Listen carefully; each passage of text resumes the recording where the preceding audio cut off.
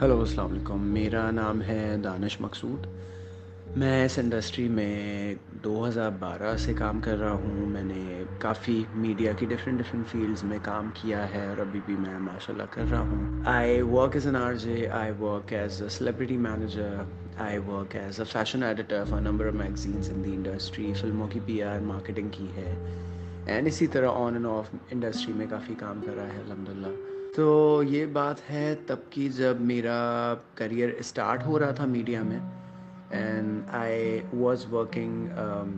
मैं स्टूडेंट भी था एंड ये आई थिंक इसको मैं कहूँगा बैक इन 2013 की बात है। ऑर्गेनाइजेशन का नाम तो चले नहीं लेना चाहिए। और यहाँ पे मैं 2013 में इस ऑर्गेनाइजेशन में मेरी हायरिंग हुई थी as a content writer, because उस टाइम पे एज अ कंटेंट राइटर मेरा काम काफ़ी चल रहा होता था। देन इसी पर्टिकुलर ऑर्गेनाइजेशन में within a week my boss was like you're good, you know, and आपकी आवाज़ भी अच्छी है and you know voice over artist भी आप बन जाए यहाँ पे if you want give it a try. I was like fine, let's do it, you know. तो वॉइस ओवर भी स्टार्ट हो गया। उन्हीं की एक सिस्टर कंपनी थी, एक रेडियो उनका था, वहाँ से रेडियो का करियर भी स्टार्ट हो गया। यहाँ पे एक ख़ातून थीं जो कि काफ़ी मशहूर आरजें थीं उस टाइम की। यू नो अब तो खैर काफ़ी टाइम से उन्होंने इस फील्ड में नहीं काम किया, बट उस टाइम पे काफ़ी मशहूर आरजे थी। और तो स्टार्टिंग में तो खैर ज़ाहिर है हमें कुछ पता नहीं चलता एंड उस ऑफिस में मेरे बाकी भी जो कोलीग्स होते थे, हम सब बड़ा इंस्पायर होते थे उनकी पर्सनालिटी से एंड ऑल। और काफ़ी सारी चीज़ें थी जो ज़ाहिर है हम जब किसी से नए मिलते हैं हमें कोई अच्छा लगता है, you know, we don't focus on a lot of things. बहुत सारे रेड फ्लैग्स हमें नज़र आते रहते हैं और हम उन रेड फ्लैग्स को इग्नोर कर रहे होते हैं बिकॉज वी लाइक समवन। कुछ चीज़ों में हमने काफ़ी कभी कभार करते भी थे, या ये था कि हमारे ज़बानों पे ताले लगा दिए गए थे कि हम नहीं करते थे। बट कुछ चीज़ों पे हम फोकस भी कभी कभार सोचते भी थे बट इग्नोर कर देते थे बिकॉज आ रहे हम मीडिया में काम कर रहे थे। I was just a 20 year old, you know, media science student जो यूनिवर्सिटी से क्लास क्लास से यूनिवर्सिटी शफल कर रहा होता था, भाग रहा दौड़ रहा होता था, जिस बच्चे के पास बिल्कुल टाइम भी नहीं होता था। और and this kid was not really expose to these thing, although मेरी फैमिली के साथ भी इस तरह का कुछ ब्लैक मैजिक से रिलेटेड हुआ था। वो कभी आगे मौका मिला, ज़िंदगी रही तो मैं बताऊँगा। हमारा एक काइंड ऑफ ग्रुप बन गया था उसी ऑफिस में and I was the youngest one, you know, जो कि यूनिवर्सिटी में पढ़ रहा था, 20 साल का बच्चा। द रेस्ट वर मैरिड जिनके बच्चे थे एंड दिस पर्टिकुलर आरजे ये भी 40+ थी, यू नो। तो खैर यही था, काफ़ी हमारा साथ में घूमना फिरना खाना पीना हो रहा होता था। और बहुत सारी चीज़ें हमने अक्सर इनकी जो है इग्नोर की। एक दफ़ा आई थिंक रमज़ान का था, मेरी कुलीग ने कहा कि यार वो जो हमारी कुलीग है, नाम तो डेफिनेटली मैं नहीं ले सकता because I want to respect someone's privacy. तो मुझे एक मेरी कुलीग थी, उन्होंने कहा दानिश वो शो कर रही थी और उन्होंने मुझसे अरबी पढ़वाई, यू नो।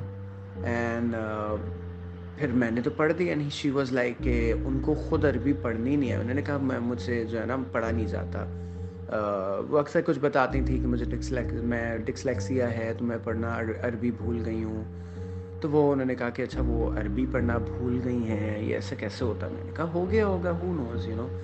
तो खैर मेन बात ये कि उनको अरबी पढ़नी नहीं आती थी। फिर एक मेरी टीचर होती थी, तो you know she use to counsel other people, और वो स्पिरिचुअलिटी में काफ़ी बच्चों को गाइडेंस वगैरह दे रही होती थी। तो जो है वो एक आध दफ़ा मैं उनके घर भी लेके गया उनको। तो सब वो मेरी टीचर बड़ी रिलीजियस सी हैं, जब भी नमाज वमाज का टाइम होता है वो कहती हैं कि नहीं नहीं सब नमाज़ पढ़ें, लड़के यहाँ पढ़ेंगे लड़कियाँ वहाँ पढ़ेंगी और कोई नहीं छोड़ेगा नमाज वगैरह। तो इस तरह की सिचुएशंस में ये होता है कि ज़ाहिर है अगर आप नहीं भी नमाज़ पढ़ने वाले होते, आप ये करते हो कि आप कहते हो कि अच्छा चलो यार बाकी के 3-4 लोग पढ़ रहे हैं तो आप भी खड़े हो जाते हो। एटलीस्ट किसी को नमाज़ पढ़नी नहीं भी आती, वो इंसान मूवमेंट्स फॉलो कर लेता है। बट वो पर्टिकुलर कुलीग जो थी उनका था कि नहीं नहीं मैं तो मुझे तो नहीं आती और मैं तो भूल गई हूँ नमाज़ पढ़ना। फिर एक दफ़ा मेरी एक वहीं एक कुलीग ने उन्होंने एक दफ़ा मुझे बताया कि यार ये जो ये हमारी जो कुलीग हैं एक्स वाई जी आर जे जो है, तो उन्होंने कहा कि दानिश ये मैं इनके साथ किसी रास्ते से गुजर रही थी, कहीं कोई तारिक रोड पे या कोई ऐसी कोई जगह थी या कोई घर वर था।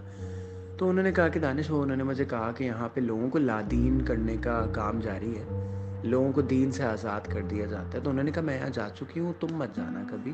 مجھے تو بہت اچھا لگا. اس کے بعد یہ تھا کہ بائی دا ٹائم 2014 کا مڈ تھا, وہ company all of a sudden کچھ ایک وہ کمپنی جہاں آئی اسٹل ریممبر 2014 کے اسٹارٹ میں بڑے سکسیس پہ جا رہی تھی, آل آف اے سڈن جولائی 2014 کے بعد وہ کمپنی بالکل ڈاؤن سائزنگ پہ جا رہی ہے اور تو وہ سب کی وہاں ڈاؤن سائزنگ تھی, ہم سب نے جاب سب چھوڑ دی تھیں.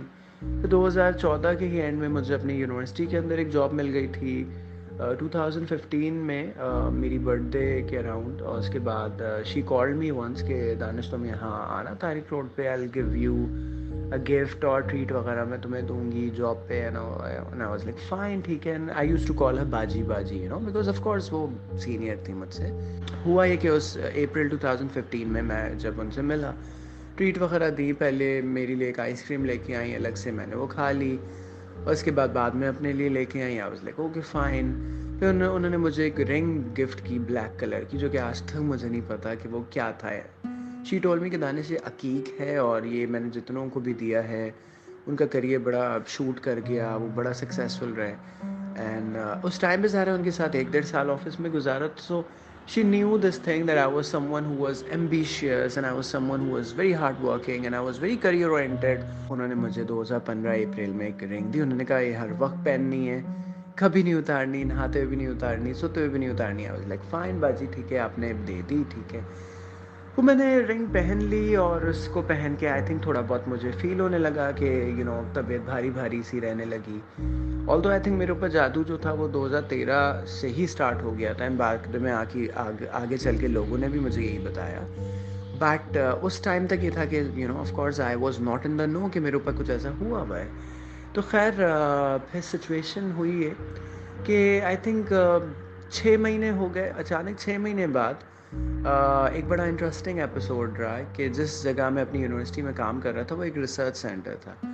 ایک دن میری ڈیسک پہ ایک ایسی رپورٹ آئی ہوئی تھی جس میں جو کہ پورے آفس میں کوئی پڑھنے والا نہیں تھا, کوئی وہ ریڈ نہیں کرنا چاہ رہا تھا, بیکاز وہ ریسرچ اس ٹاپک پہ تھی کہ it was all about black magic, جنات اینڈ اس طرح کی چیزوں کے بارے میں وہ رپورٹ تھی. تو کوئی پڑھ نہیں رہا تھا اینڈ سب نے کہا نہیں بھائی ہم اس کی پروف ریڈنگ نہیں کر رہے بھائی یہ. And I was again the youngest person at that particular research centre. تو at the end of the day وہ میری ڈیسک پہ آ گئی, بھائی آپ ہی نے اس کو پروف ریڈ کرنا ہے, یہ بڑی خطرناک رپورٹ آئی ہے, کسی MBA کے اسٹوڈنٹ نے لکھی ہے. اب وہ میں نے ریسرچ پڑھی اینڈ آئی واز لائک کہ ہر چیز جو اس میں لکھی تھی وہ میرے ساتھ ہو رہی تھی, ہیلتھ ریلیٹڈ, کام کے ریلیٹڈ, بہت سی چیزوں کے ریلیٹڈ.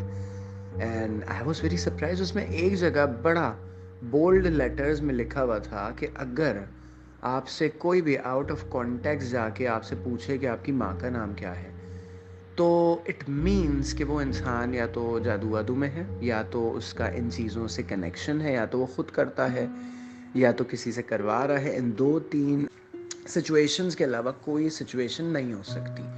اینڈ میرا مائنڈ گھوم کے بیک ٹو 2013-14 گیا, کیونکہ وہ جو پرٹیکولر کولیگ تھی وہ سب سے پوچھتی تھی کہ تمہاری امی کا نام کیا ہے, تمہاری امی کا کیا نام ہے, which doesn't make any sense. It's like میرے بہت سارے فرینڈز ہیں, there are so many people that I work in the industry with and I don't really think کہ میں زیادہ کے لوگوں سے ان کی امیوں کا نام پوچھتا ہوں کہ اچھا آپ کی امی کا نام کیا ہے. No, it really doesn't happen this way, right?